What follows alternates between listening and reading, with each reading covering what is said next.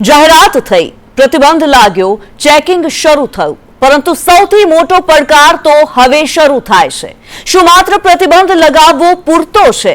શું નિયમ બનાવી લેવાથી એનાલોગ પનીરની હાટડીઓ બંધ થઈ જશે? એક પછી એક કાળા કારોબારીઓની શોધખોળ ચાલી રહી છે અને સકંજો કસાઈ રહ્યો છે, પણ ક્યાં સુધી? સવાલ એ થાય કે જો કોઈ વેપારી એનાલોગ પનીરને અસલી પનીર તરીકે વેચે છે તો શું? તો ગ્રાહક કેવી રીતે ઓળખશે? આરોગ્ય ખાતાના અધિકારીઓ દ્વારા પનીરના નમૂના લેવામાં આવે, પરંતુ લેબ રિપોર્ટ આવતા અઠવાડિયા કે મહિનાઓ લાગે, ત્યાં સુધી બજારમાં આ જન સ્વાસ્થ્ય પર ખતરા સમાન એનાલોગ પનીરનું વેચાણ કોણ રોકશે? નિયમનું સુવ્યવસ્થિત કડક અમલીકરણ કેવી રીતે થશે? સવાલો ઘણા છે। નમસ્કાર, સંદેશ ન્યૂઝના આ વિશેષ કાર્યક્રમમાં આપની સાથે હું કિન્નરી શાહ અને આજની ચર્ચા પ્રતિબંધની નહીં, પરંતુ પ્રતિબંધ પછીના પડકારોની। ગુજરાત સરકાર દ્વારા એનાલોગ પનીર, ચીઝ, બટરના ઉત્પાદન તથા વેચાણ પર પ્રતિબંધની જાહેરાત કરવામાં આવી। ત્યારબાદ આરોગ્ય વિભાગ હરકતમાં આવી ગયું છે। રાજ્યમાં ઠેક ઠેકાણે એનાલોગ પનીર વેચનારા સામે આરોગ્ય વિભાગે લાલ આંખ કરી છે। અમદાવાદમાં નરોડા, કુબેરનગરમાં ફૂડ વિભાગે એનાલોગ પનીર મામલે તપાસ કરી, તો વડોદરામાં આરોગ્ય વિભાગની ટીમ દ્વારા સરદાર એસ્ટેટ સ્થિત ગાયત્રી ફૂડ્સ, વાઘોડિયા રોડ પર દ્વારકેશ ડેરીમાં સઘન ચેકિંગ કરવામાં આવ્યું, તો સુરત આરોગ્ય વિભાગે દરોડા પાડી મોટી કાર્યવાહી કરતા ઘોડદોડ વિસ્તારમાં એનાલોગ પનીર બનાવતા બે ગોડાઉનમાં એનાલોગ પનીરનો જથ્થો સીઝ કર્યો। જામનગરમાં ફૂડ વિભાગ દ્વારા નાસ્તાની દુકાનો અને પિઝા પાર્લરમાં સઘન તપાસ કરી।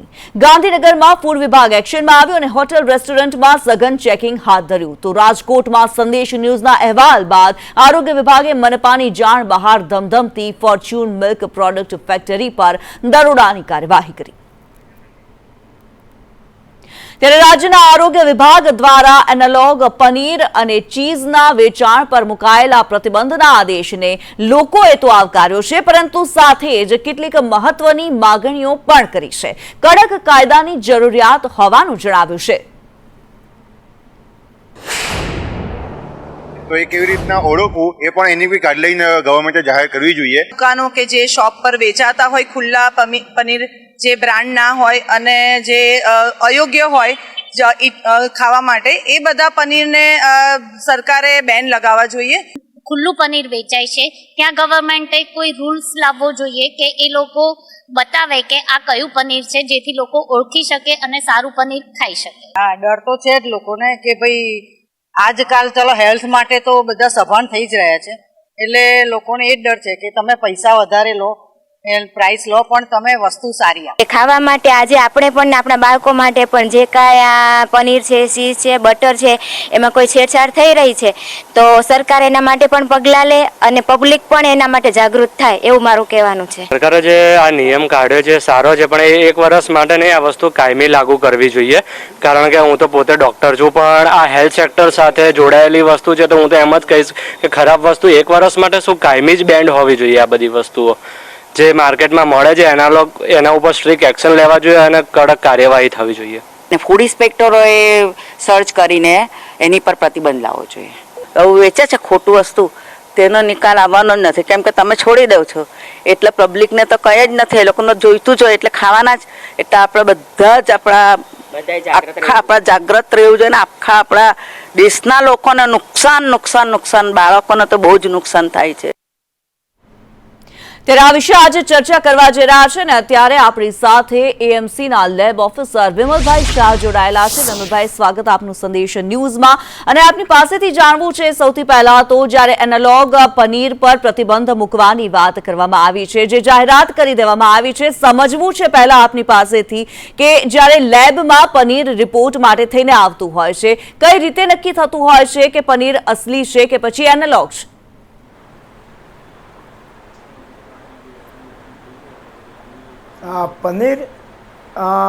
પનીર આવે એટલે સૌ પહેલાં એનું પ્રાથમિક નિદાન કરવામાં આવે છે।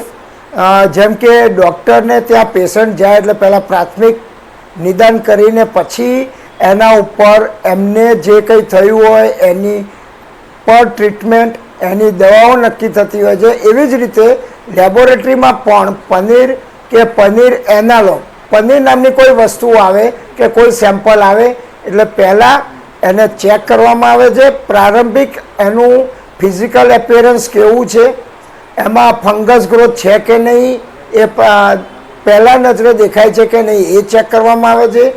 પછી પહેલું એને ગ્રેડ કરી એની અંદર ટિંચર આયોડિન અથવા તો વીજ આયોડિન સોલ્યુશન નાખવામાં આવે છે, જેનાથી સ્ટાર્ચની ભેળસેળ હોય તો એ તરત જ પકડવામાં આવે છે. પછી બીજી વસ્તુ એની અંદર ભેજ માપવામાં આવે છે, એટલે મોઇશ્ચર ચેક કરવામાં આવે છે. ત્યારબાદ એની અંદર ફેટ કન્ટેન્ટ માપવામાં આવે છે. ફેટ કન્ટેન્ટ માપ્યા પછી એ જે ફેટ નીકળે એમાંથી એનું ફર્ધર ઘી છે કે વેજીટેબલ ઓઇલ છે એ ચેક કરવામાં આવે છે. એટલે પનીરની અંદર એવું કહી શકાય કે એની અંદર ચિકાસવાળો જે દ્રવ્ય વપરાય છે એ ક્યાંક ફેટ હોય છે, એટલે કે મિલ્ક ફેટ હોય છે અથવા તો વેજીટેબલ ફેટ હોય છે. પણ એ વેજીટેબલ ફેટ છે કે મિલ્ક ફેટ છે એ એના બીટ્રો રિફ્રેક્ટોમીટર રીડિંગ, RM વેલ્યુ, એની ફેટી એસિડ પ્રોફાઇલ, આ બધા ટેસ્ટ એક્સટ્રેક્ટ કરેલા ફેટમાંથી આપણે શોધવા પડે છે. અને એના પછી નક્કી થતું હોય છે કે આ ફેટ છે એ મિલ્ક ફેટ પ્રમાણે છે કે વેજીટેબલ ફેટ પ્રમાણે છે. જો વેજીટેબલ ફેટ પ્રમાણે હોય તો એ પનીરને એનાલોગ પનીર તરીકે ડિક્લેર કરવામાં આવે છે. જી બિલકુલ, આ ચર્ચાને જો આગળ વધારે જી આપની પાસે હું પાછી આવીશ ચર્ચાને આગળ વધારીને. અત્યારે રાજકોટથી અમારી સાથે ડોક્ટર જયેશ વાકાણી જોડાયેલા છે, જેઓ RMCના આરોગ્ય અધિકારી છે, સાથે જ નિવૃત્ત ફૂડ ઓફિસર અમારી સાથે છે KR પટેલ સાહેબ. આપનું સ્વાગત સંદેશ ન્યૂઝમાં. KR પટેલ સાહેબ, આપની પાસેથી એ જાણવું છે, એનાલોગ પનીર પર પ્રતિબંધ શા માટે અચાનક જ જરૂર પડી ગઈ? ગઈકાલ સુધી જો માનવામાં આવે લાયસન્સ આપવામાં આવતું હતું એનાલોગ પનીર બનાવવા માટે, પરંતુ હવે પ્રતિબંધ મૂકી દેવામાં આવ્યો છે અચાનકથી જ.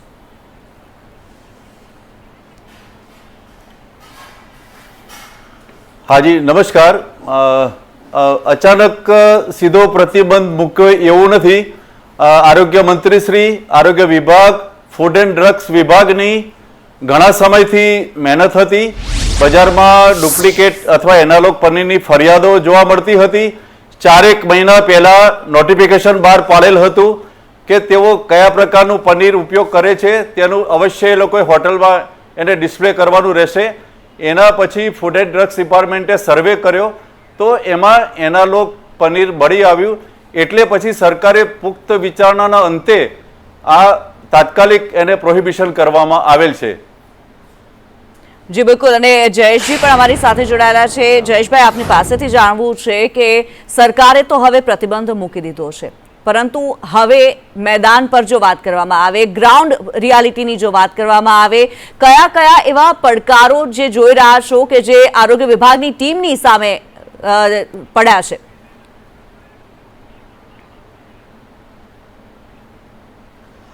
જી, ખાસ કરીને વાત કરીએ તો અત્યાર સુધી જે એનાલોગ પનીર જે છે એ માન્ય હતું. સાહેબે વાત કરી એ રીતે રાજ્ય સરકાર જે છે 4 મહિના પહેલાં નોટિફિકેશન પ્રસિદ્ધ કરેલું હતું અને એ અન્વયે ખાસ કરીને દરેક ફૂડ બિઝનેસ ઓપરેટરે પોતાની રેસ્ટોરન્ટ હોય, હોટલ્સ હોય કે વેચાણ હોય કે રિટેલર હોય કે સ્ટોકિસ્ટ હોય, એણે ફરજિયાત જે નિર્દિષ્ટ કરવાનું હતું કે આ એનાલોગ પનીર છે કે ડેરી પનીર છે. તો એ અનુસંધાને જોવા જઈએ તો not only in the Rajkot પરંતુ સમગ્ર ગુજરાતમાં જે છે એનાલોગ પનીર જે છે એની ડિમાન્ડ ઘણી વધી હતી. ખાસ કરીને વાત કરીએ તો પનીરની વિવિધ પ્રકારની જે સસ્તી આઇટમ્સ જે છે એ બનાવવામાં આવે છે અને ખાસ કરીને સ્ટ્રીટ ફૂડ વેન્ડર્સ જે છે એમાં એનાલોગ પનીર જે છે ઘણું પ્રચલિત હતું અને કારણ કે સસ્તું મળતું હતું અને ડિમાન્ડ વધારે હતી. તો આ પરિબળોને કારણે ફિલ્ડમાં અત્યારે જોવા જઈએ તો એનાલોગ પનીરનો ઘણો બધો વ્યાપ વધારે જોવા મળી રહ્યો હતો. સાથે સાથે વાત કરીએ તો આરોગ્યલક્ષી જે પ્રોબ્લેમ્સ જે છે એનો પ્રિવેલન્સ રેટ ખાસ કરીને જોવા જઈએ તો ઓબેસિટી જે છે એના કારણે થતા હાઇપરટેન્શન, ડાયાબિટીસ ઉપરાંત હૃદય રોગના કિસ્સાઓ પણ જે છે ધીરે ધીરે વધી રહ્યા હતા. તો અત્યારે એક પડકાર બજારમાં તો છે જ તે, કારણ કે એનાલોગ પનીર ઘણું બધું વ્યાપ્ત હતું અને સાથે સાથે એનાલોગ ડેરી પ્રોડક્ટ એટલે કે પનીર નહીં પરંતુ ચીઝ અને બટરમાં પણ ફેટ સ્પ્રેડ ઘણા બધા અવેલેબલ હતા.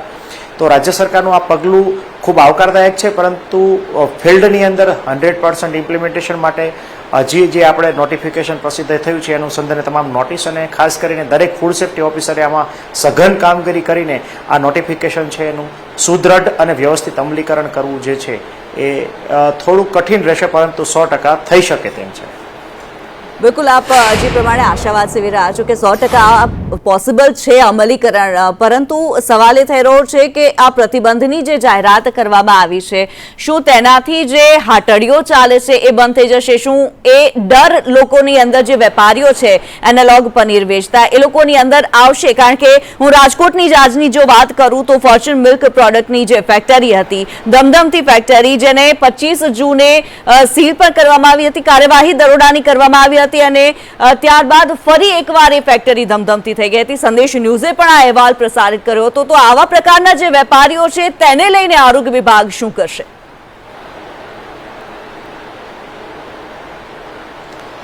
જી, ખાસ કરીને વાત કરીએ તો રાજકોટ મહાનગર વિસ્તારની અંદર દરેક ફૂડ બિઝનેસ ઓપરેટર કે જેઓ પનીર અને રિલેટેડ જેટલા પણ ફૂડ બિઝનેસ ઓપરેટ કરી રહ્યા છે, પનીર આઇટમ અથવા ખાસ કરીને એનાલોગ પનીર આઇટમ યુઝ કરી રહ્યા છે, તેની સંપૂર્ણ માહિતી અમો પાસે છે.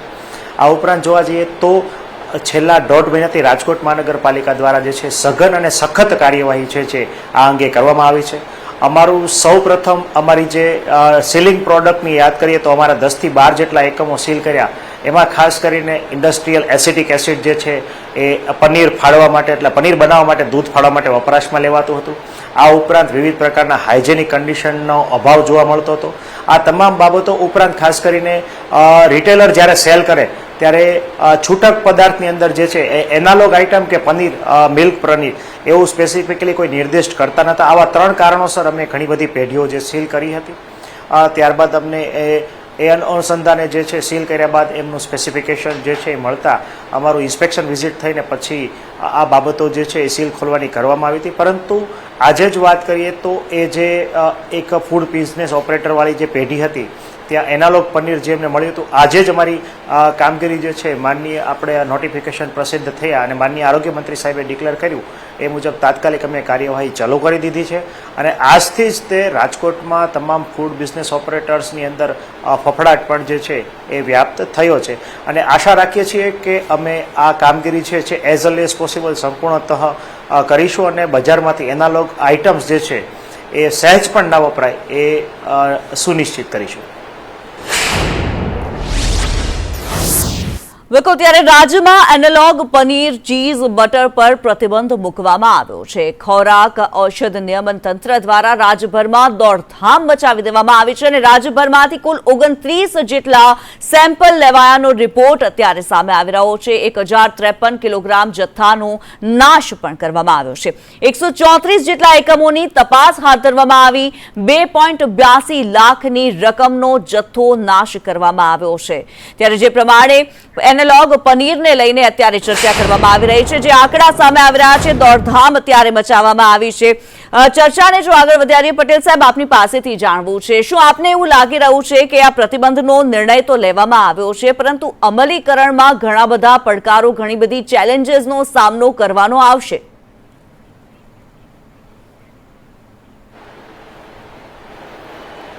ના, ચોક્કસ આ પ્રતિબંધથી ખોરાક અને ઔષધ નિયમન તંત્રના મહાનગરપાલિકાના ફૂડ સેફ્ટી ઓફિસર, ગુજરાત રાજ્યના ફૂડ સેફ્ટી ઓફિસર સઘન કામગીરી કરશે, સેમ્પલિંગ કામગીરી પણ કરશે અને આ નોટિફિકેશનનો ચુસ્તપણે અમલ થાય તે ચોક્કસ પ્રયત્ન કરવામાં આવશે અને એ પ્રકારની સઘન કાર્ય પણ કરવામાં આવશે.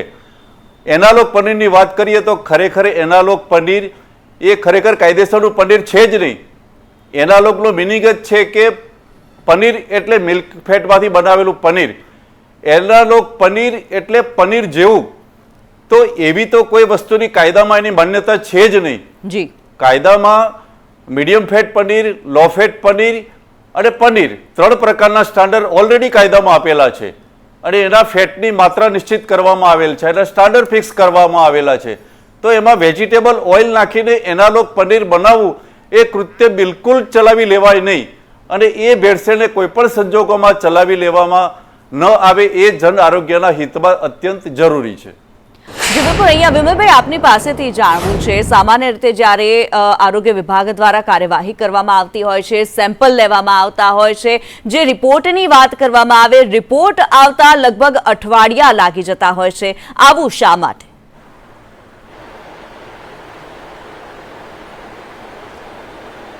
આવું શા માટે?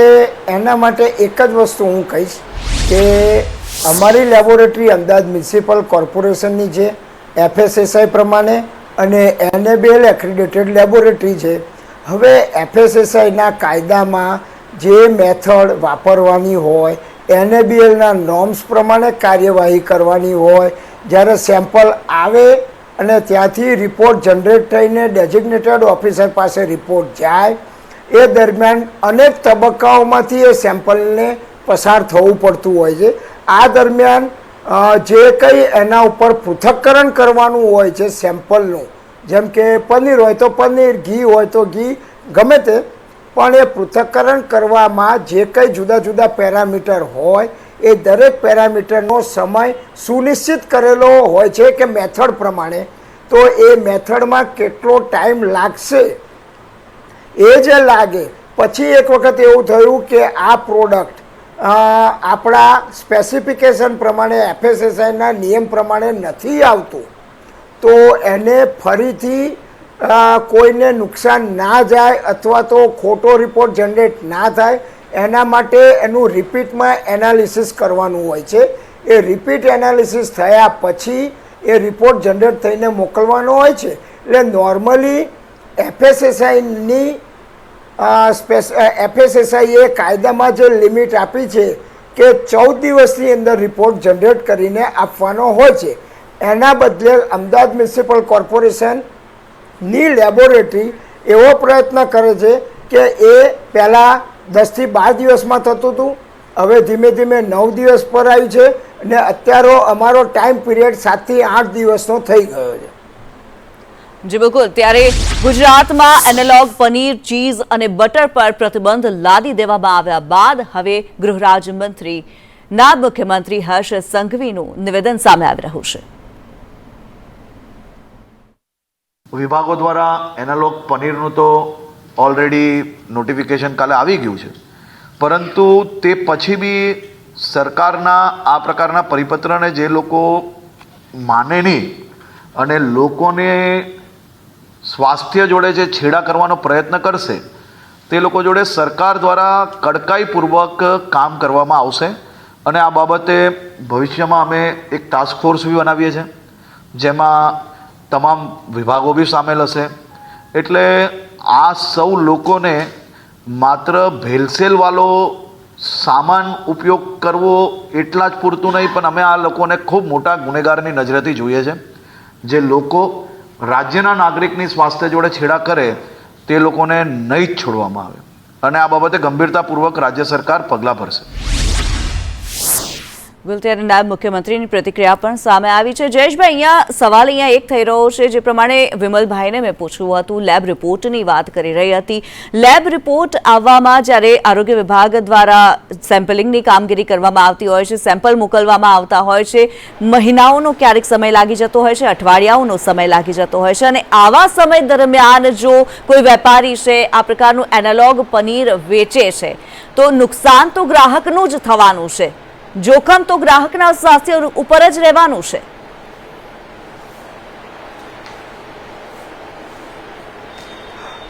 જી, આપની વાત સાથે સહમત છું. ખાસ કરીને જોવા જઈએ તો સરકાર માન્ય લેબોરેટરીઝ ખાતે જે છે અમારું સેમ્પલ જે છે નિયત ધારાધોરણ મુજબ મોકલવામાં આવતું હોય છે, અને સાહેબે વાત કરી એ રીતે નિયત સમય મર્યાદાની અંદર સેમ્પલનું રિઝલ્ટ જે છે આવતું હોય છે.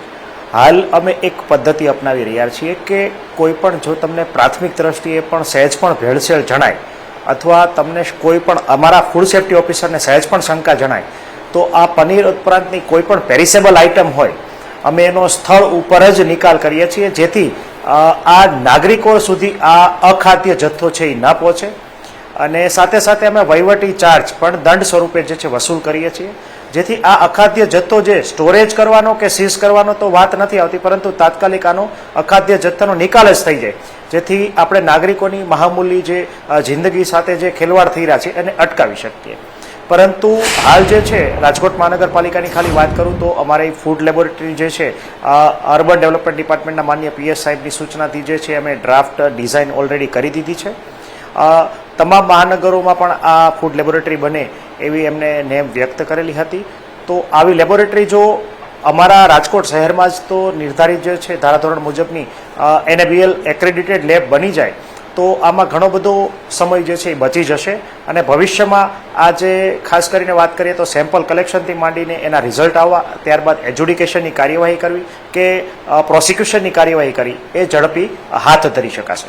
જી, અને એ પણ જાણવું છે RMC પાસે લેબ ટેસ્ટિંગ વેનની સુવિધા છે, તો શું તે ઉપયોગી સાબિત થઈ શકે?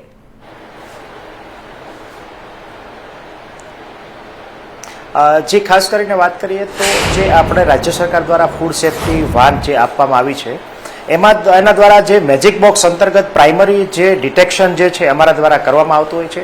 ખાસ કરીને પ્રાઇમરી દ્રષ્ટિએ દૂધની અંદર એડલ્ટ્રેશન જે છે એ ડિસાઇડ કરવામાં આવે છે. આ ઉપરાંત અન્ય મરી મસાલાની અંદર કલરની હાજરી જે છે વગેરેની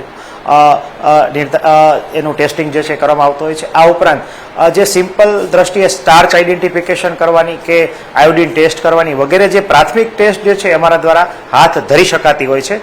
પરંતુ ઘણી વખત આવી જે પ્રાથમિક ટેસ્ટ જે છે એના દ્વારા સ્ક્રીનિંગ કરવું ઘણી વખત સરળ હોતું નથી. પરંતુ મોટાભાગે જ્યારે ફૂડ સેફ્ટી ઓફિસરને પોતાના અનુભવને આધારે જણાય કે આ વસ્તુ અખાદ્ય છે અને પેરિસેબલ છે તો એનો સ્થળ ઉપર નાશ કરતા હોઈએ છીએ. જી બિલકુલ. અને વિમલભાઈ, અહીંયા આપની પાસેથી એ જાણવું છે કે જે પ્રમાણે લેબ ટેસ્ટિંગની તો વાત કરી છે આપે, પરંતુ કોઈ ગ્રાહકને કોઈ હોટલમાં કોઈ ગ્રાહક ગયું છે અને તેમને જાતે જ ટેસ્ટ કરવું છે કે પનીર અસલી છે કે નહીં, કે પછી એનાલોગ છે, તો તે કઈ રીતે કરી શકે છે? કઈ રીતે એ ફેરફાર તફાવત જે છે તે જોઈ શકે?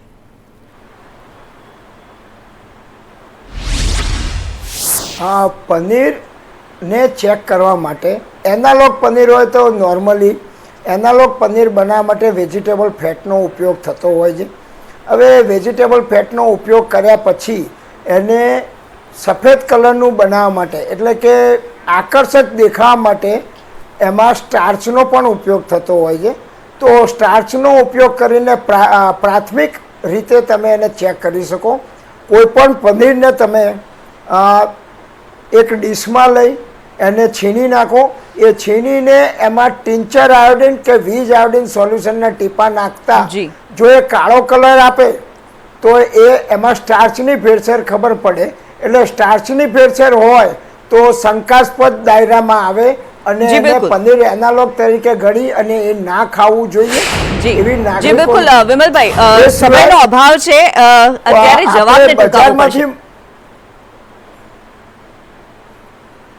જી ઓકે. જી વિમલભાઈ, થેન્ક યુ.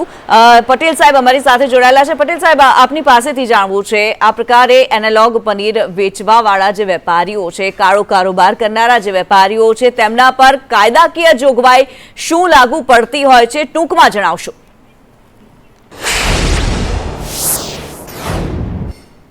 હા, ફૂડ સેફ્ટી ઓફિસર દ્વારા એની તપાસ દરમિયાન જો એનાલોગ પનીર જો ધ્યાનમાં આવે તો એનો કાયદેસર નમૂનો લેવામાં આવે છે, લેબમાં મોકલવામાં આવે છે અને રિપોર્ટ જો સબસ્ટાન્ડર્ડ જાહેર થાય તો ફૂડ સેફ્ટી એક્ટ મુજબ એજ્યુકેટિંગ કેસ દાખલ કરવામાં આવે છે.